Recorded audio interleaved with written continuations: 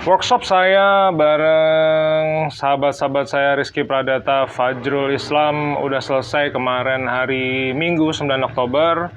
Kemudian ada 40 peserta yang reserve. Tiga nggak datang. Satu Traveloka Reschedule Airlines, kemudian yang dua barengan sama acara. Jadi officially 40 orang ini hampir melakukan check out workshop, artinya dalam waktu kurang dari setengah jam. Kemudian 40 orang ini mungkin nggak nyampe 10 hari mungkin 12 hari udah langsung hampir full seat ya. Jadi apa sih sebenarnya yang saya bisa sharingin, kenapa bahkan rela datang dari Bali, dari Balikpapan, dari Kediri, Ponorogo, kita tuh ngapain, apa yang kita sampaikan di situ, dan apa insight-nya dari 3 orang speaker, saya, Rizky Pradata, dan Fajrul Islam.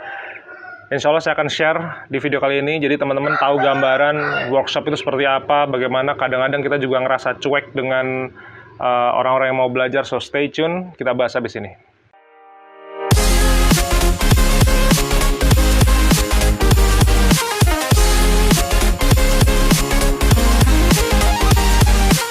Guys, nama saya Bima Aditya. Terima kasih sekali sudah datang ke channel YouTube saya. Saya ngucapin matur nuwun teman-teman datang ke video saya, ke channel saya.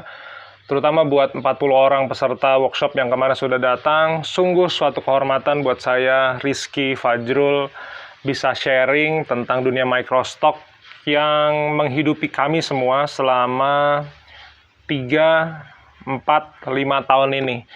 Jadi sebenarnya workshop kemarin itu kami bertiga yang lebih belajar. Kami ini sebenarnya kan adalah sama-sama profesional. Jadi persahabatan kami ini dimulai dari sebuah YouTube dan Instagram. Kami belum pernah ketemu sebelumnya. Saya ketemu Fajrul itu di Jakarta. Pada waktu habis COVID, saya kepengen driving aja nengokin adik saya. Kemudian saya ketemu Rizky Pradata ketika dia membuat sebuah konten bahwa dia menikahi seorang model yang kemudian intinya sekarang jadi istrinya, namanya Mary. Dari situ persahabatan kita bermulai. Jadi kita bukan teman sekolah, bukan segala macam. Ini tuh terima kasih buat YouTube, buat Instagram yang mempertemukan kami semua hingga kami join bisnis bareng ya. Cuman overall begini. Jujur yang namanya juga workshop microstock ya, kita kan sharing bagaimana kita dapat duit sambil merem, bagaimana kita motretnya, bagaimana komposisinya, bagaimana keywording, description, dan lain sebagainya. Ya jelas namanya workshopnya microstock, ya itu yang akan kita bahas. Cuman, kalau teman-teman berpikir bahwa di situ yang belajar para peserta, sepertinya anggapan kalian salah. Karena sebenarnya justru kami bertiga yang belajar dari kalian semua. Faktanya begini. Kita ini kan sama-sama profesional dengan 3 latar belakang yang berbeda. Fajrul itu bekerja di sebuah yayasan non-profit kemanusiaan di mana dia itu mengawali karirnya dari cuman sekedar motretin gempa bumi, supirnya yang nganterin dia ke Palu, dulu ke Anyer, ke mana tempat-tempat gempa begitu. Kemudian Rizky lebih ke arah dia memang seorang internet marketer. Jadi dia blogger, dia punya website tentang hewan yang sekarang itu menjadi salah satu website perhewanan terbesar di Indonesia. Sampai sekarang masih jadi blognya dia. Saya mengawali Shutterstock dan Microstock bisnis karena saya seorang wedding photographer. Jadi saya maunya selesai motret wedding, foto-foto wedding, foto traveling, foto makanan saya semua saya jual semua. Jadi saya mendapatkan income berlipat-lipat dari project saya tadi, walaupun projectnya kadang-kadang cuma sekedar wedding, habis itu saya makan ketoprak, atau saya makan bubur ayamnya saya foto, saya jual, dan lain sebagainya. Ini adalah multiple source income, itu yang ada di pikiran kami bertiga. Tapi dari situ, saya justru salut kepada para peserta yang kemarin ada namanya Pak Sukianto, dia dari Ciganjur, Jakarta, atau mana, pokoknya daerah ke arah ibu kota lah, ibu kota yang lama ya. Itu beliau tuh udah sepuh. Ada lagi Pak siapa namanya, itu juga sudah sepuh gitu ya.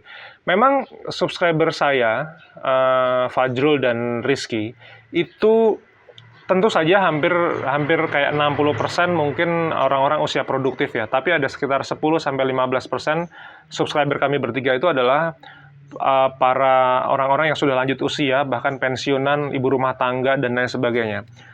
Yang menjadikan menarik adalah semangat mereka yang nggak pernah padam, padahal secara usia satu sudah lanjut, yang kedua mereka ini sudah purna tugas sebenarnya.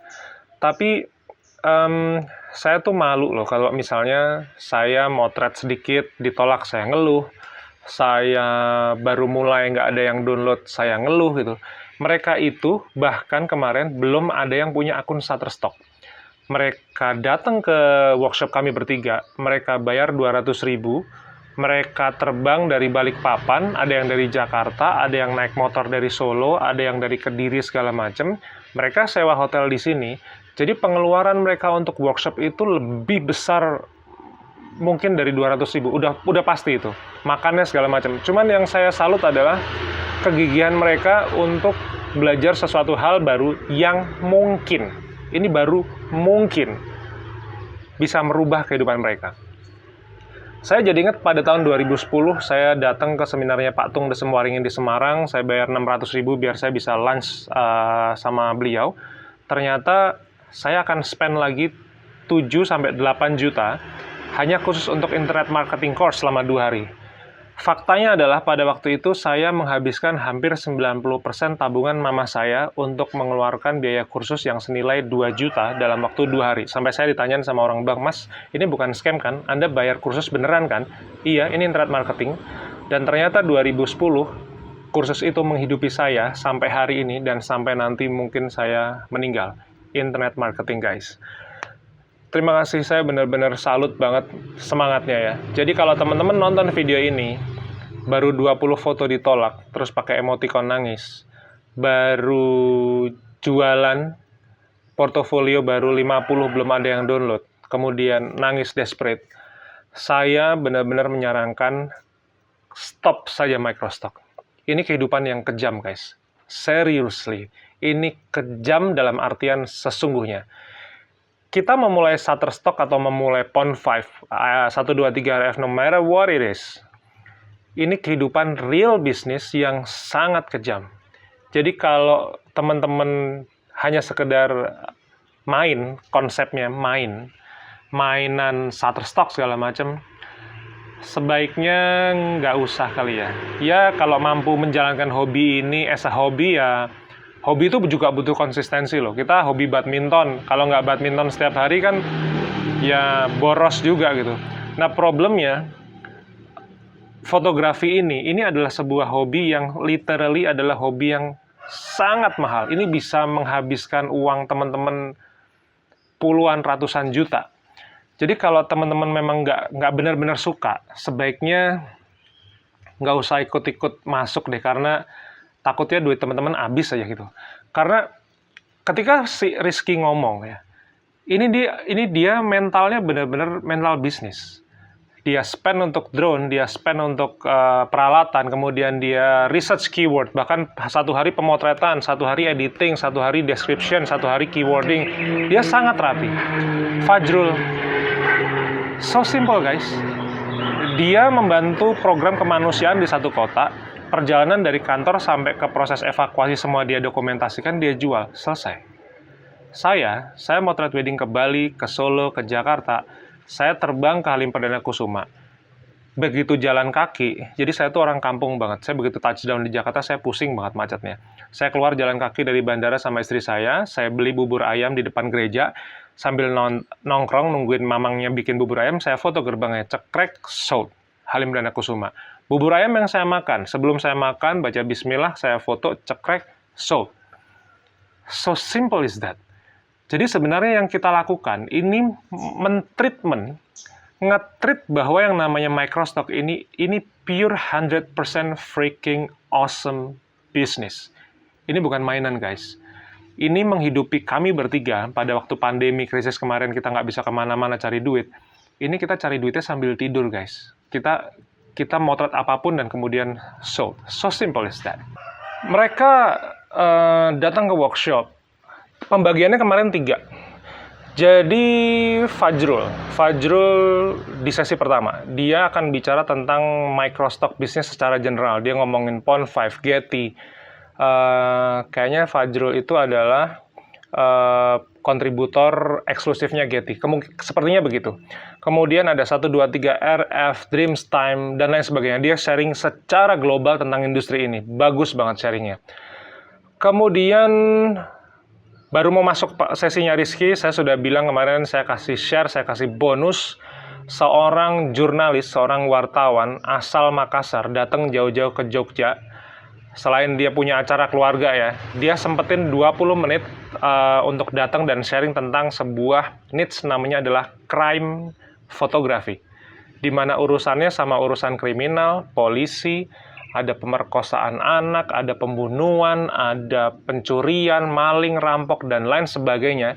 Jadi yang namanya Mas Herwin ini adalah orang di balik hampir semua foto-foto dan jurnalis konten kriminal yang ada di Indonesia. Ini orang ya, ini legend ini orang.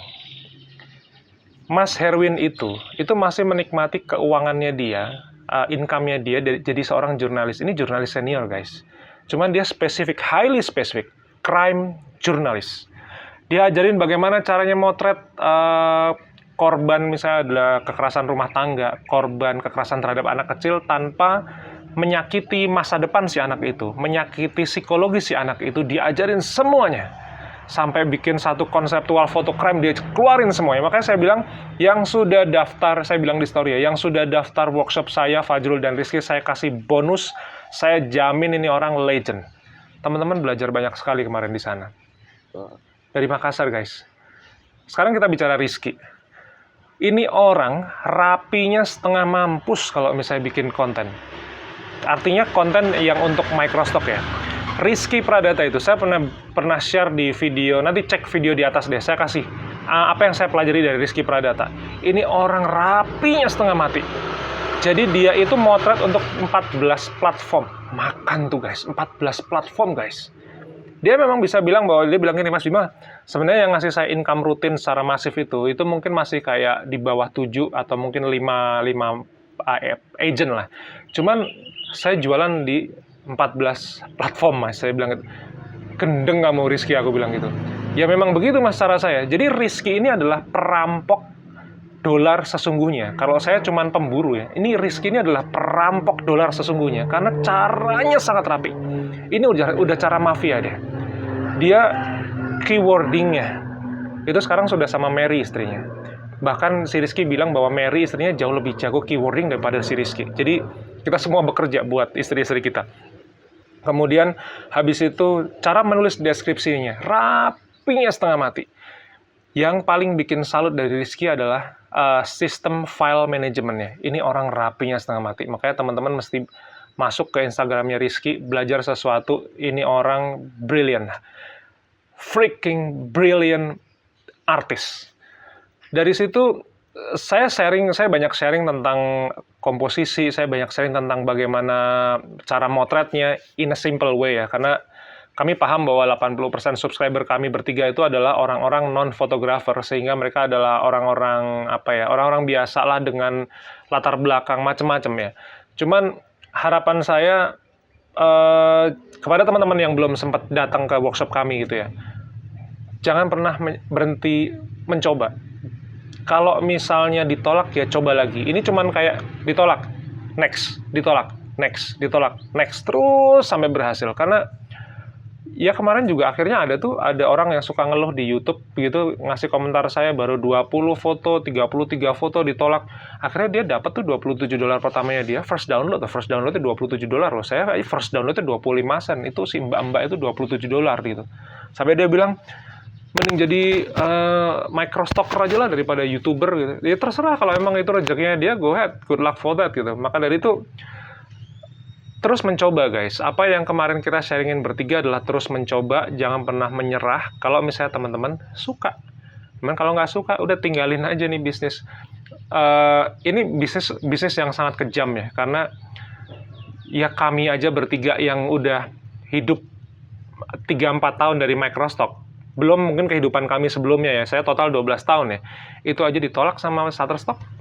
Kemarin ditolak tuh sama Pond 5, nggak tahu urusannya apa tuh. Saya ditolak ya sama Pond 5. Jadi ini real business, ini nggak pandang bulu gitu. Kalau misalnya kita nggak serius ya udah mati aja di tengah jalan gitu. Oke guys, ke depan saya masih akan mencoba untuk datang ke beberapa kota. Mungkin habis ini sepertinya ke arah Makassar, karena di situ ada Mas Herwin Bahar. Di Bandung kita punya sahabat namanya Mas Gatot Adri, ini orang gendeng, dia punya studio berdua sama istrinya punya studio, dia punya studio.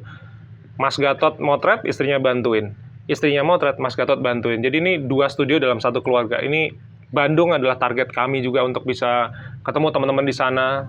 Makassar mungkin, kemarin kita dapat tawaran untuk kita pergi ke Papua untuk share tentang dunia microstock. Jadi bareng-bareng kita berburu dolar, bareng-bareng kita ciptain passive income, bareng-bareng kita having fun dengan dunia fotografi dan make sure kita earn a lot of money.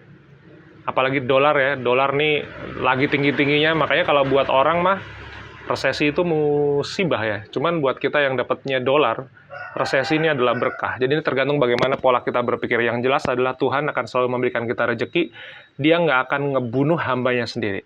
Jadi buat teman-teman yang masih kepengen belajar tentang dunia fotografi, khususnya microstock, subscribe di channel YouTube ini. Teman-teman yang kepengen belajar lebih komprehensif, silahkan download ebook saya di bawah. Ada jualan foto dengan Shutterstock, ada Shutterstock. Teman-teman yang main ke Jogja, misalnya kepengen offline, saya juga punya offline course di situ. Teman-teman having fun aja.